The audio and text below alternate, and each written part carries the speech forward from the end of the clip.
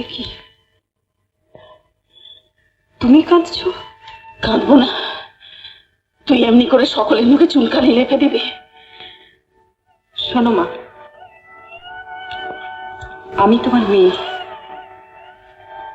আমি কোনো অন্যায় করিনি।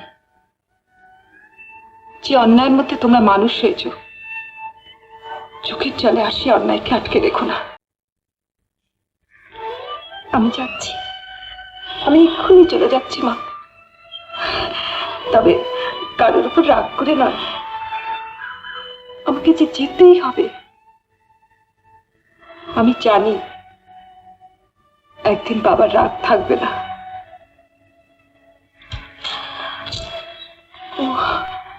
মা, তুমি আমাকে আশীর্বাদ করো। আমি